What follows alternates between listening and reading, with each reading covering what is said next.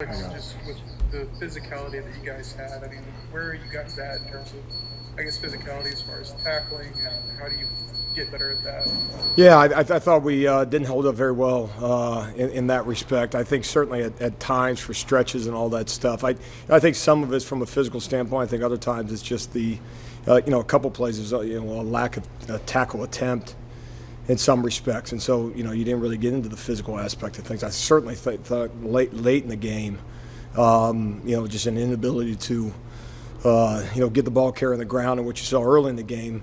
I just thought, diving at the ground, just that a lot of techniques and fundamentals from that standpoint, which obviously goes back to us as coaches. We got to do a better job.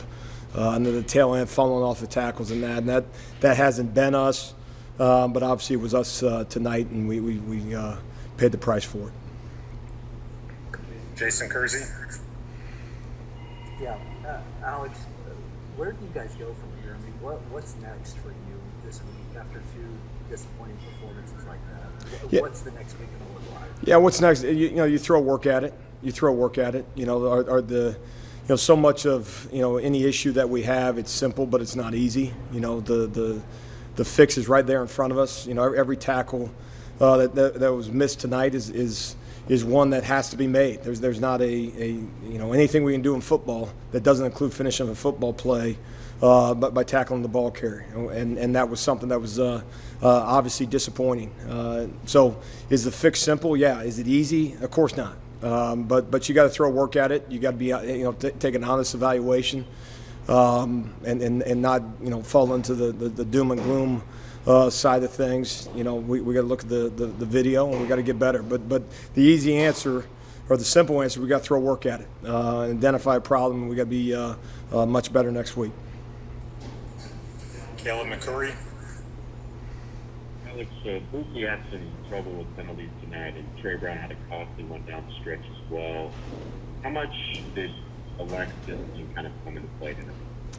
Well, it always does. I mean, discipline is a big part of the game, and so when you talk about penalties, you talk about takeaways, you talk about giving guys extra outs, using the baseball analogy. And when you do that, you have an opportunity to get off the field, and you don't get off the field. It's amazing how often you get penalized for it in terms of score. And so we got to be cleaner than that. It's tough sometimes in the moment to see exactly what took place. So that's something we got to analyze on film. The other side of it is, okay, do you get passive? Right? And so you got to be aggressive in coverage. You got to take advantage of those opportunities. Obviously, when the ball's in the air, you got to get your hands off. But the other side of it, do you play passive and watch guys catch balls in front of you? And so some matchup deals tonight. Obviously from a size standpoint. And so the answer is aggression, but it's got to be smart aggression, and certainly some of those key situations that we got to do a better job at. Barry Trammell. Yeah, Alex, the slant they hit you with, the 65-yarder, it looked like linebackers and safety didn't seem to be blitzing, but they also didn't seem to drop. What exactly happened on that play? Yeah, that's an RPO, as I would be described, run pass option for the offense. And they I can't remember if it was a 12 or 13 personnel set, so multiple tight ends in the game, and you take your shots at attempted to be aggressive to stop the run and add extra defenders in the front, and say, okay, if they run a slant or something in the pass game, we got to hold up at corner. You can't always have an extra guy in every location, whether it's in the post, whether it's on the half, so on and so forth. And so no, they took advantage of it. That's one of those things. We're in the position to make a play. They made one, we did not. And obviously, you're not, you don't put your corners in that no deep situation, every single snap. But we got to hold up when we do, and ultimately get them on the ground if we're not going to make a play on the ball. Kerry Murdoch. Alex, you have the strip sack by Isaiah Thomas, and it looks like you guys have been so up and down, but it looks like you have a chance to kind of show off some complimentary football there. How I don't know, how much does that bother you to see that it just, kind of goes all for naught and the kickoff return, goes back to the 13-yard line? I mean, that seemed like a sequence that really could have bolstered this team and this defense. Oh, no question. I think you mentioned the complementary football. You got to hold up your end from a defensive standpoint. I think there's certainly opportunities that we didn't take advantage of tonight. And so much of it, I think, just as I continue to evaluate over the last couple of weeks is, what you got to be the same defense. Play 1, play 30, play 50, play 60, and what you're seeing on film right now. From a week ago, and then what you saw tonight is just too much of the roller coaster. The same guy that shows an ability to play elite coverage on a particular snap is the same guy that has a breakdown later in the game. Same guy that's making tackles, being a solid contributor for us defensively.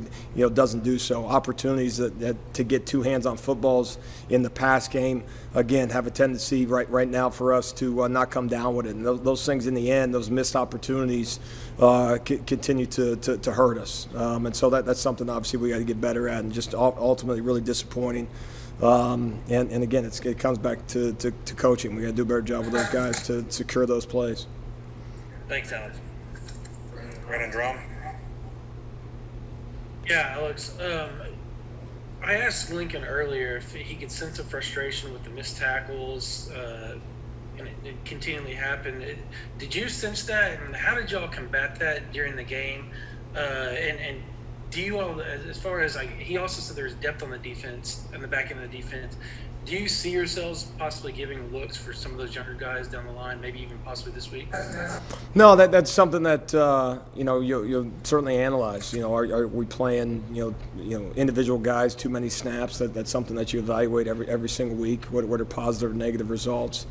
No, I think when your number's called, when you're in a position to make a play, you're expected to make a play, and whether that's in the defensive front, the linebacking core, or on the back end. Obviously, the ones on the back end, when you miss those, obviously, then that's the one that shows up and turns into an explosive play. And been disappointed with a couple of, especially with guys that we have seen make those plays in the past. Whether experienced guys from a year ago. Or guys, as you go through, the fall camp, first couple games, and I think it's just that consistency aspect of things that we're not finding right now. On any individual guy on our defense is just a very inconsistent performance over the last 2 weeks, and when you play that way, you're going to get punished for it. When you do things right, it's amazing how this game rewards you. I think we talked about that this week, and when you don't, it punishes you. Again, we got to do a much better job as coaches. 2 more questions. James Hale. Alex, the one unit that part of your defense that played a really solid game overall was the pass rush. Your defensive line, you were able to put pressure. Your one turnover came from there. Talk about that particular part of your defense, and especially Isaiah Thomas, who really it looked like a solid game tonight. No, I thought we played hard up front. I think, and we'll analyze the video, I thought maybe, late, a couple opportunities for our defensive front to, get a stop in the backfield that we missed and ultimately got to get him down in the secondary. But, no, I thought there were certainly some positives, and it's responsible, obviously, to look at those things and praise those individuals for doing things right. But obviously the negative, far outweighs any positives as you leave the stadium tonight. Thanks.